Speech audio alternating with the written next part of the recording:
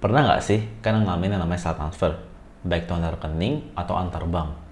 Nah, di video kali ini gue akan lebih sharing mengenai pengalaman gue pada saat gue salah transfer sejumlah 4 juta. Dan gimana sih step by stepnya dan juga penyelesaiannya. Yuk, stay tune terus.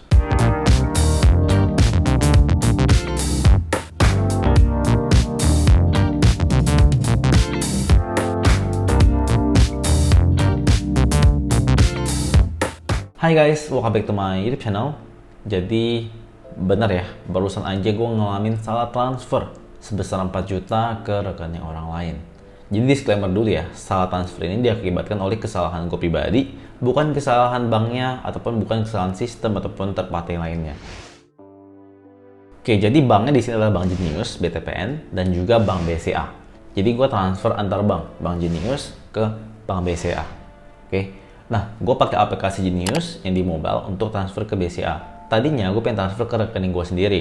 Nah, tapi pada saat itu gue lagi buru-buru banget, lagi jalan dari mall basement ke mobil parkiran.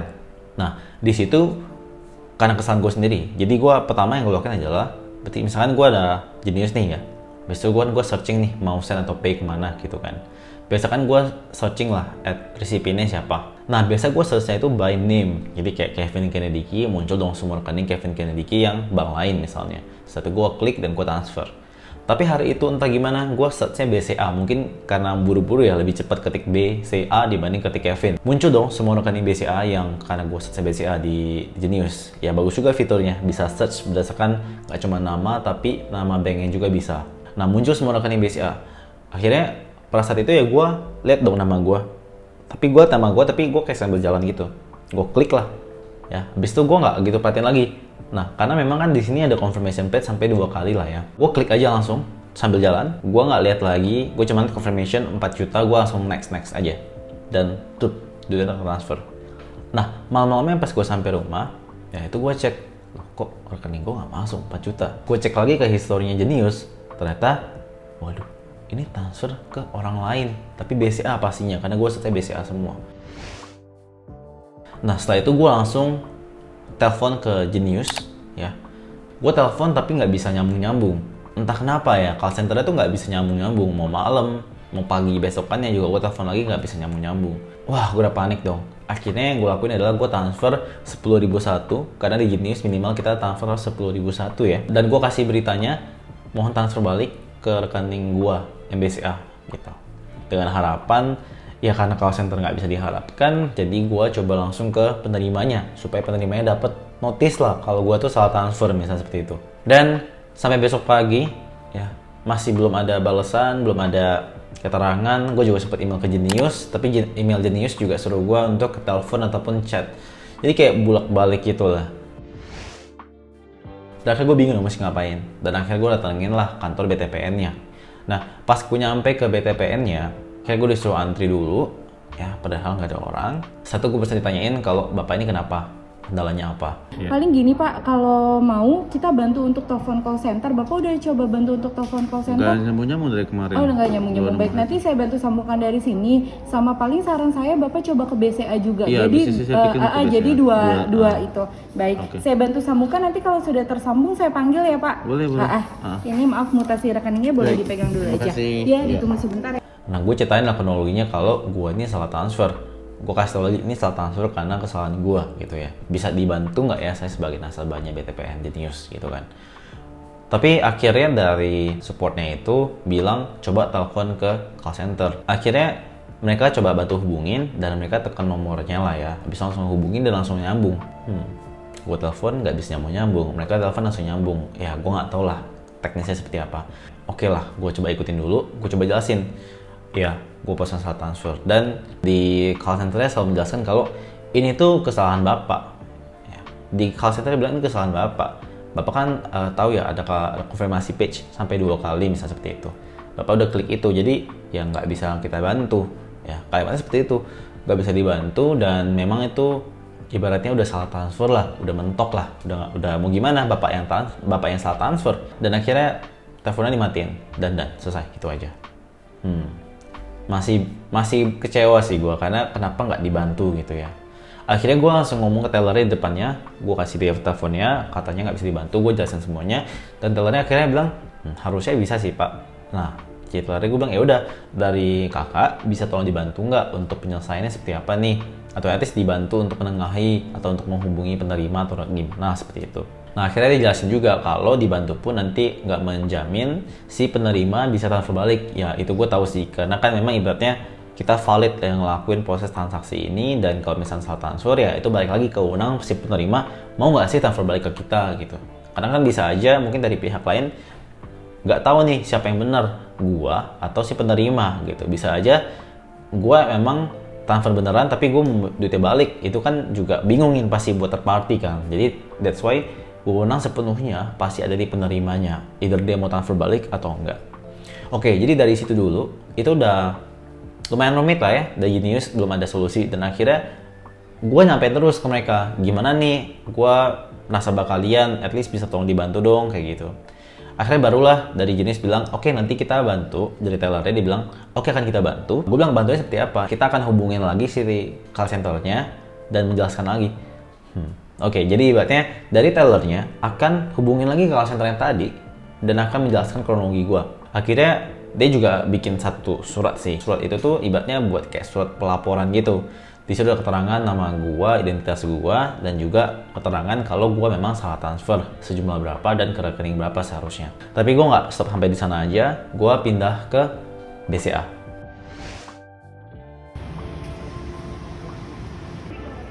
Dan akhirnya gua dipanggil dan kakaknya nyamperin gitu. Jadi kayak mereka tuh konsepnya ada satu orang yang nyamperin kita, nanyain dulu kendala kita apa, kalau udah valid baru kita boleh duduk di kursi yang customer service-nya.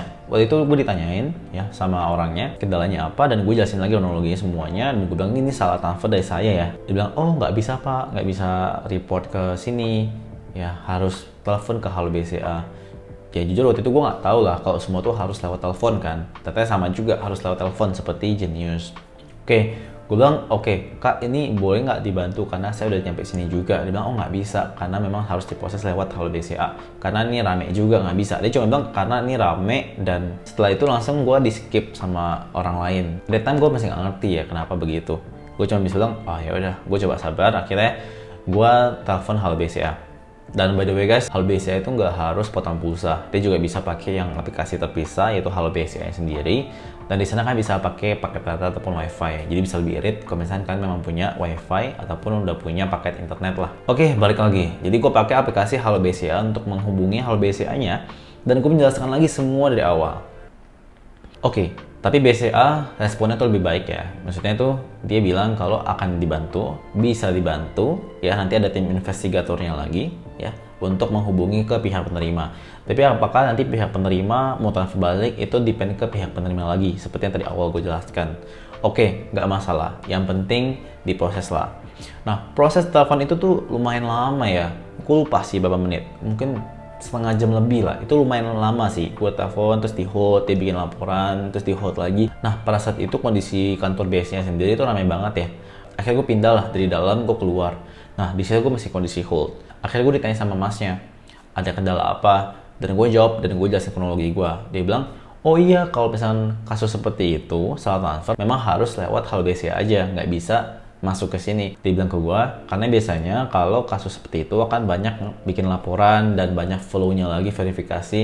Jadi kan makan waktu yang lama. Kalau misalkan kita ibaratnya memakan waktu yang lama tersebut, kan orang-orang yang ngantri di sini udah datang, jadi kayak nggak bisa terlayani semua lah gitu. Jadi that's why kasus yang ini bakal panjang, jadi Halo BCA menetapkan untuk telepon ke sana. Nah, setelahnya itu menjelaskan secara detail banget gitu. Jadi gue pun seneng lah, gue pun ngerti gitu. Oh akhirnya emang kita harus telepon doang. Jadi buat teman-teman yang salah transfer, nggak perlu datang ke BCA. Misalnya kalau kasusnya BCA ya, nggak perlu ada capek-capek datang ke BCA, tapi telepon aja si Halo BCA-nya. Itu udah cukup membantu kalian. Begitupun Genius kalau nomor call centernya bisa terhubung ya. Oke, balik lagi. Jadi thank you banget lah buat satpamnya. Akhirnya gue jalan balik dari lobbynya ke mobil dan gue pulang sambil masih teleponan. Akhirnya BCA bilang kalau kita harus nyiapin 4 buah dokumen. Apa aja itu? Satu, dokumennya adalah fotokopi KTP kalian. Yang kedua adalah bukti transfernya, kayak historicalnya lah. Dan yang ketiga merupakan surat pernyataan salah transfer. Nah, dan di sana perlu mencantumkan nomor rekening yang benar dan juga yang salah, intinya komplit mungkin supaya dari surat pernyataan salah transfer itu bisa lebih jelas. Dan yang keempat merupakan surat bilateral dari bank asal pelapor. Oke, jadi akhirnya gue pulang dan gue langsung email 4 dokumen ini, gue langsung scan, kasih historicalnya, mutasinya, dan juga gue bikin surat pernyataan kalau gue salah transfer, dan juga gue scan si surat bilateral dari si bank BTP jenis itu. Kalian perlu juga cantumin nomor laporan kalian dalam email ke BCA-nya supaya bisa kelink lah dengan nomor laporan tadi. Kurang lebih seperti itu ya. Kalau misalnya kalian nggak punya nomor laporannya, itu akan sangat sulit di-trace sih sama mereka. Akhirnya gue kirim dan gak lama langsung direspon seperti ini. Oh ya, dan juga untuk dokumen ini perlu atau nggak perlunya kan materai itu dari nominalnya. Kalau misalkan 5 juta ke bawah itu nggak perlu materai, tapi kalau 5 juta ke atas ya itu perlu materai, dan materainya ada 10.000, kurang lebih seperti itu. Nah, karena nominal gue 4 juta, gue juga pikiran ibaratnya nggak ribet-ribet lagi lah, gue kasih materai aja 10.000 biar lebih gampang ke depannya nantinya.